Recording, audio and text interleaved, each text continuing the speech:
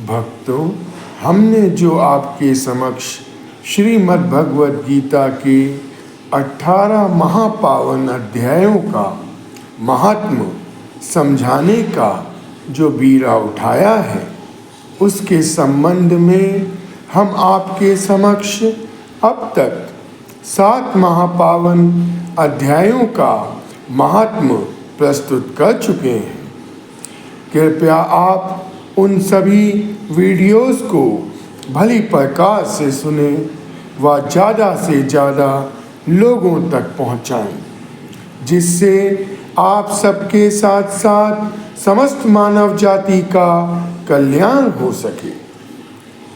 इन सभी वीडियोस को अगर आप ध्यान से सुनकर अपने जीवन में उनका अनुसरण करते हैं तो आपका जीवन आनंदमय हो जाएगा और हम सबके मालिक श्री कृष्ण भगवान जी का अद्भुत व न्यारा प्रेम हमें प्राप्त होगा। श्रीमद् भगवद गीता कोई पुस्तक नहीं है, बल्कि हमें जीने का सही तरीका सिखाती है, जिसे स्वयं श्री कृष्ण भगवान जी ने मानव जाति के कल्याण के लिए हमें प्रदान किया है। आज हम आपको 8वें महापावन अध्याय का महात्म्य समझाने का प्रयत्न कर रहे हैं।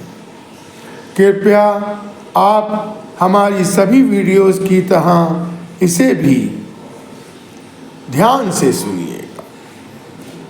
एक समय श्री हरि विष्णु जी अपने महापावन लोक श्री वैकुंठ लोक में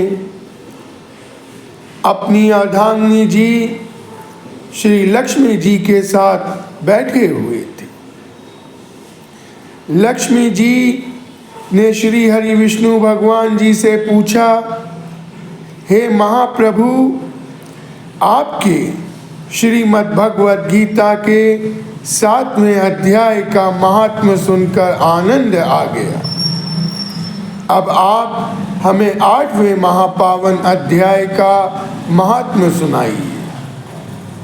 श्री हरि विष्णु भगवान जी ने जब लक्ष्मी जी के वचन सुने तो वो लक्ष्मी जी से बोले, हे प्रिय, आज मैं तुम्हें श्रीमद् भगवद गीता के 8वें महापावन अध्याय का महात्म्य सुना रहा हूँ। ध्यान से सुनिएगा। एक समय मिथिलापुरी में राजा मिथिलेश के यहाँ वर्षा न होने के कारण बड़ा भारी अकाल पड़ गया, जिससे राजा की संपूर्ण प्रजा अकाल से पीड़ित हो त्राही त्राही करने लगी।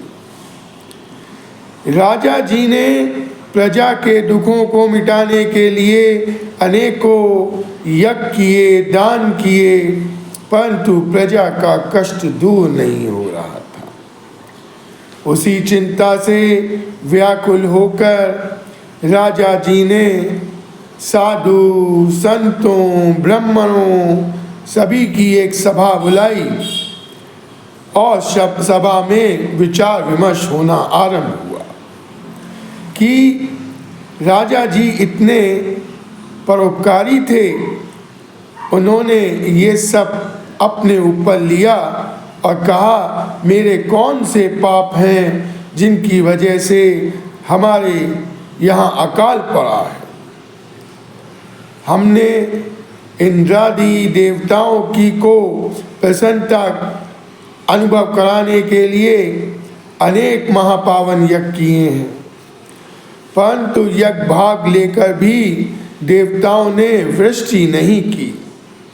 इसका क्या कारण है, आप सभी महात्मा हमें बताइए। उसी समय एक ब्रह्मा देवता जी राज्यसभा में जो उपस्थित हुए, राजा जी ने ब्रह्मा देवता को अत्यंत तेजस्वी जानकर सभा से उठकर आदर पूर्वक बैठाया और उनसे भी वही प्रश्न किया। ब्रह्मा देवता जी ने कहा, राजन, आपके राज्य में एक ब्रह्मा को संतान नहीं थी। वह ब्रह्मा देवता संतान के लिए अजामेघ करने के लिए सब सामग्री इकट्ठा करने लगे, तो उनको कोई बकरा नहीं मिला। हार मानकर ब्रह्मा देवता जी ने दूध मोही बकरी का बच्चा बकरी समेत मोल लेकर बच्चे को हवन में देने लगा। तब बकरी बोली, हे ब्रह्मा, तू महापापी है जो अपने पुत्र के लिए मेरे पुत्र को हवन करता है। जिस राजा के राज्य में ऐसा पापी ब्राह्मण हो तो वह राज्य संपूर्ण प्रजा के साथ दुखी ही होगा। ऐसा श्राप देकर वह बकरी पुत्र शोक में मर गई।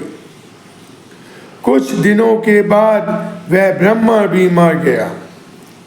जब धर्मराज के पास गया तब उन्होंने कहा, तू ब्राह्मण तो बड़ा पापी है। इस ब्राह्मण को ब्राह्मण होते हुए भी ये नहीं पता कि ये क्या अधर्म कर रहा है, इसे नरक में भेज दो। ऐसा धर्मराज जी ने अपना निर्णय सुनाया। उस ब्राह्मण का नरक से निकलकर बंदर, कुत्ता आदि योनियों में जन्म हुआ। वह ब्राह्मण अनेक प्रकार की योनियों को भोगने से बड़ा दुखी हुआ। जब उसका और बकरी का उद्धार हो तब मेरी प्रजा सुखी हो। राजा जी ने कहा, इसके उद्धार का कोई उपाय आपको पता हो तो हमें बताइए, हम उसे अवश्य ही करेंगे। ब्रह्मा देवता जी ने कहा, कुरुक्षेत्र में धर्म रुचि नाम के सन्यासी रहते हैं। वह बड़े श्रीमद् भगवत गीता पाठी हैं। वह आपके नगर में अगर आकर 8वें महापावन अध्याय का महात्म्य का फल आप सबको देंगे तो उस ब्राह्मण और बकरी का उद्धार हो जाएगा और संपूर्ण प्रजा सुखी हो जाएगी, आनंदमय हो जाएगी। राजा जी ने स्वयं रथ मंगवाया और अपने आप रथ पर बैठकर साथी के साथ कुरुक्षेत्र में धर्म रुचि महात्मा के पास जाने का फैसला किया और अब तुरंत ही अपने महल से निकल गए। साथी ने वहां पहुंचकर राजा जी का संदेश सन्यासी जी को कह सुनाया।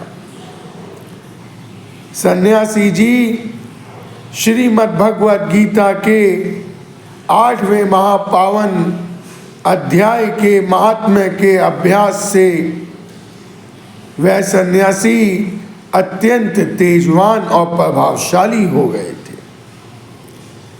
राजा जी की मनोगत सब बातों को जानकर पहले तो वह बहुत उदास हुए।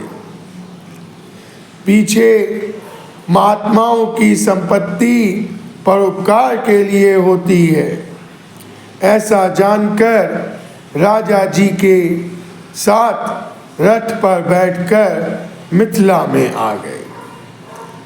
आते ही उन्होंने समय न गवाते हुए 8वें महापावन अध्याय के महात्म्य के फल को ब्राह्मण और बकरी के उद्धार के उद्देश्य से राजा जी और प्रजा के लिए प्रदान किया। ब्राह्मण और बकरी दोनों अधम देह से छूटकर परम पद को पहुंच गए। और उसके पश्चात नगर में जो वर्षा हुई उससे सभी आनंदित हो गए।